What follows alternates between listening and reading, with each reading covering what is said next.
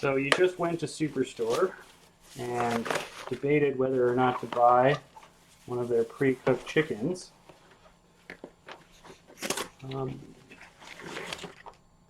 Maybe you did. And if so, I'll show you what you can do with one of them. Whoa. Yeah. All right.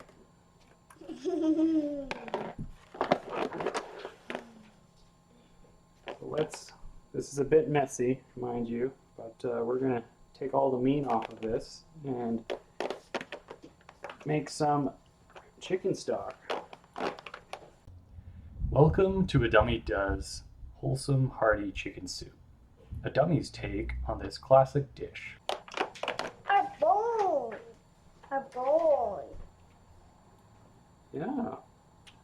When I eat the bone, and then will be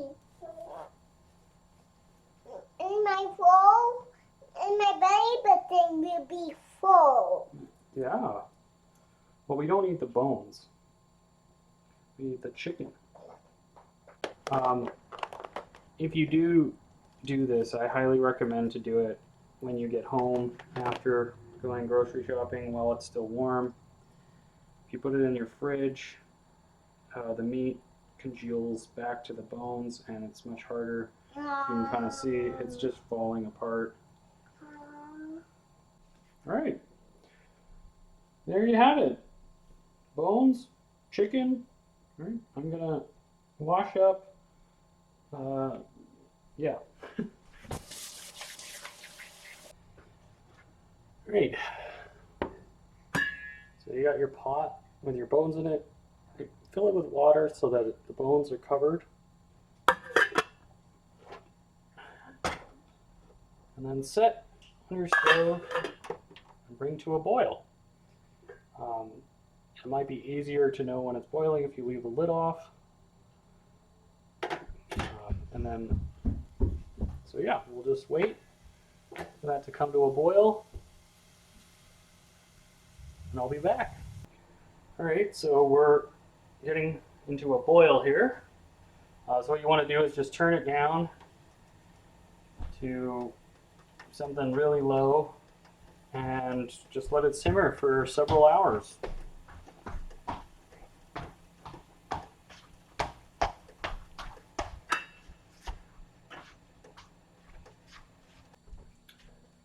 All right, so it's been about like 8 hours of our stock just simmering on the stove. Oof, yeah. We're just gonna strain it and put it in the fridge. Yeah, definitely do it over the sink. Making a giant mess, as you can see. So we got about almost 3 liters of stock here. Just store it in your fridge, or I generally use my stock right away, but I'm going to store this in my fridge and we're going to make some soup with it tomorrow morning. Alright, so we're going to make some soup. That's what we're going to make, Emmy. And we're going to prep our vegetables before we get started. I'm going to chop up a couple of onions, some carrots, celery, some garlic, and some kale. Just prep them so that when we go to make them, it's all ready to go. You can prep this as you go if you want, but because I'm filming this, I'm going to prep it all now, so that it's all done and I can focus on actually making the soup. All right, let's do it. Peel some carrots. You would like to peel some carrots? No, you need to back up, okay? Yeah, you just stand right there, back right up, okay? I want to peel some carrots. I like to put a lot of vegetables into my soups, so I diced up 2 medium onions, 2 medium to large carrots, and 2.5 larger stalks of celery, and set them aside in their own bowl. I then peeled around 5 cloves of garlic and placed them in a separate bowl. I then took my kale and separated the leaves from the stalk and chopped it up into about 1-inch segments. And then I quickly went through my chicken and picked out the pieces that I'd like to save for sandwiches and what I wanted to put in my soup. I want some chicken. More than a food.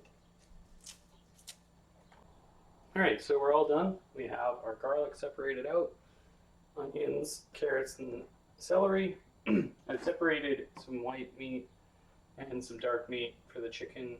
This is the chicken breast mainly, and the rest of the chicken. As I'm probably going to use this for sandwiches, and this is for the soup. And then our washed kale that's shredded. Yeah, so we'll get started with baking this. Or not baking, cooking. This whole process took me about 30 minutes, so give yourself some time.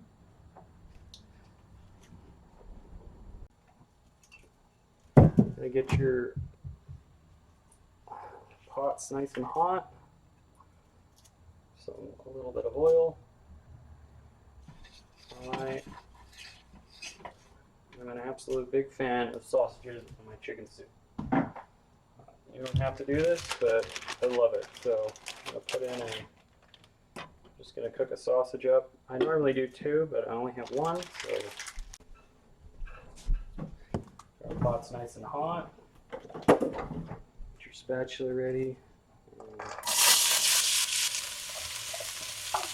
I added 2 bay leaves to my vegetables and let them fry or saute for about 10 minutes, stirring every few minutes to make sure that none of the vegetables were burning on the bottom.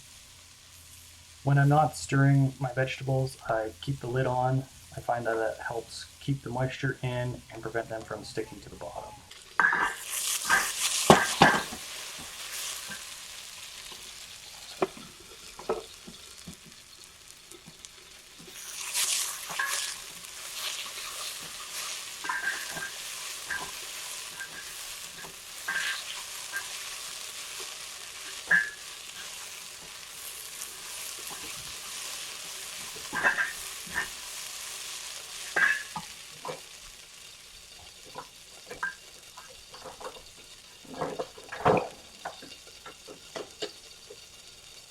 Can you close that cupboard in there?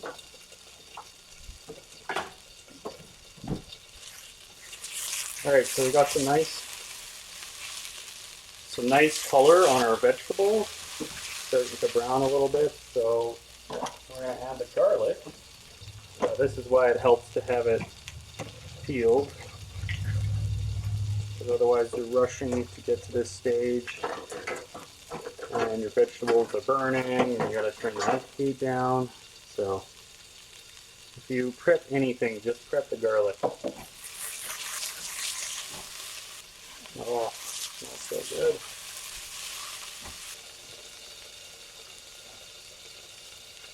We want to put in our spices, so I'm going to put in about a teaspoon, 1.5 teaspoons of rosemary, a teaspoon of thyme. Now if you have fresh herbs, that's definitely going to be better. I do not, so make do with what we got. Put in a teaspoon of salt. And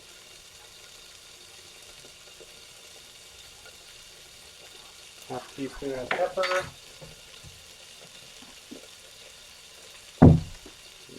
Because I like a little spice, we're going to put in some chili flakes.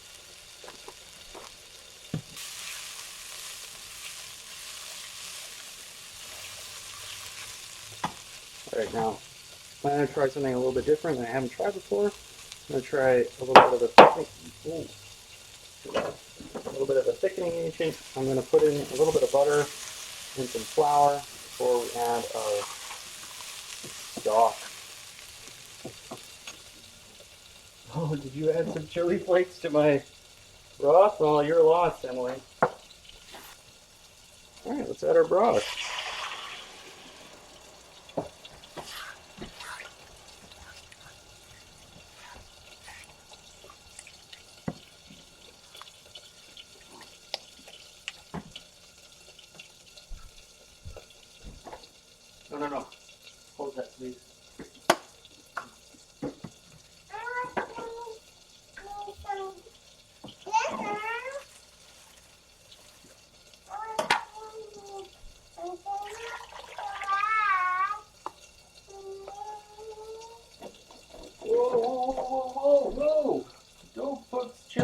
in the salt. And we're going to bring that to a boil. Great, so you've brought it to a boil. You can probably turn it down now because we're just going to simmer it now from now on.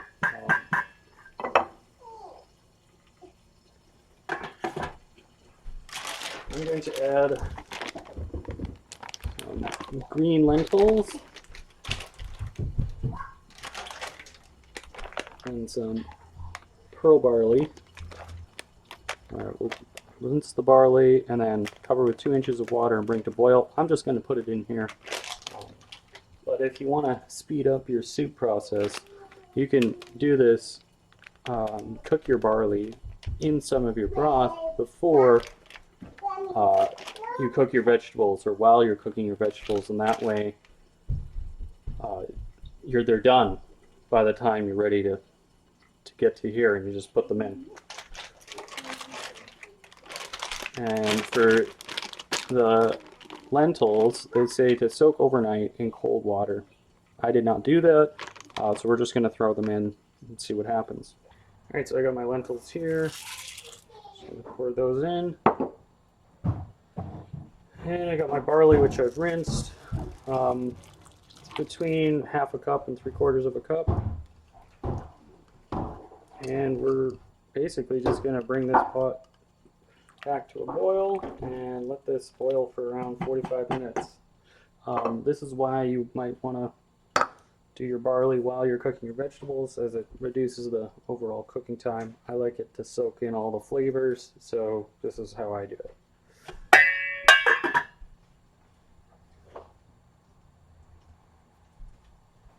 Alright, when your sausages are nice and browned, I like to cut them up and sear the insides.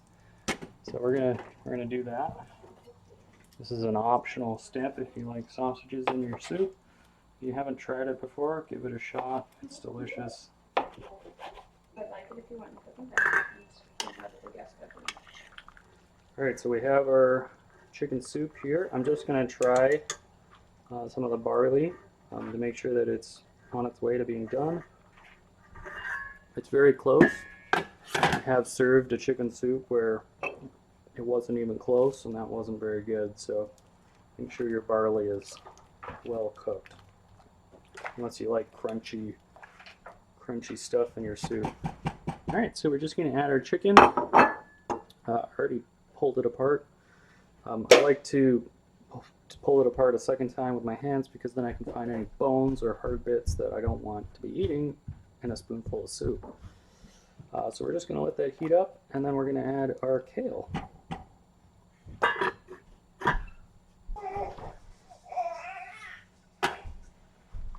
So we're bringing this back up to temperature. We're going to mix in our kale. This may look like a lot, but it should shrink down. Anyways, what's a little bit of green vegetables say?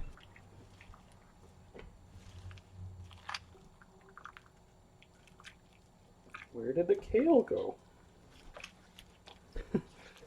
This is one thick soup. Alright, I'm just going to let this simmer for a little bit and make some sandwiches.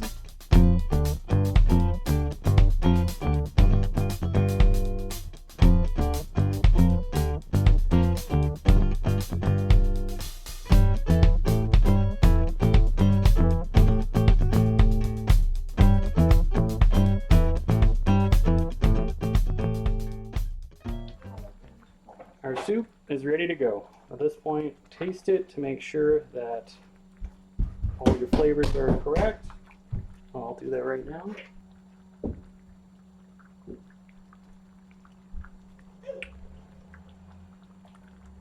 Delicious. We're going to serve this up and have ourselves a delicious lunch. I really like this kind of soup. We usually buy a chicken and then we'll use the chicken breasts for a dinner, served with potatoes and salad. And then you're left with the rest of the chicken, and this is generally what I do with it. And I find it very satisfying to have such a wholesome meal out of it. As far as the vegetables, spices, pretty much anything. I mean, it's chicken soup, do whatever you want. I'm not the biggest fan of kale, but in this soup you can barely taste it, and it's a great way to sneak some extra vegetables into your diet. I love to pair my soups with a cheese scone or a sandwich. Bread and soup just go so well together. Thanks so much for watching, and God bless. So you've made your giant pot of soup, and you had some for lunch, like we did, or maybe you didn't, or what do you do with the leftovers? You sure as crap don't want to eat soup for breakfast, lunch, and dinner for 3 days straight. So what I like to do is I like to portion it out into meal-size containers for the family. So I don't recommend this because this isn't particularly freezer safe, but this is what I do. I take my old yogurt containers and keep them and use them for things like this, where I put some soup in it. This is the exact amount for 2.5 people roughly, which is basically our family size, 2 adults and a child. You may have said while you're watching this, that doesn't quite look like soup, dummy. And you're probably right. It's very, very thick, but this actually helps with the freezing process because we can freeze more in smaller containers and then add water to it later when we reheat it. I mean, there's a lot of methods about cooling your products safely, or your food products safely. I just stick them in the fridge. Works for me, but there are some regulations about how to cool things properly. You don't want to leave it sitting out at room temperature for too long. You want to cool it as quickly as possible so that the danger zone, which is around room temperature for bacteria, is minimalized. So do what's best and safe for you, but I just do it like this, stick it in my fridge or stick it straight into my freezer. I'm not too fussed about it. So there you have it. 3 delicious soup meals for later on in the week. You can take it to work, whatever you want to do. And great.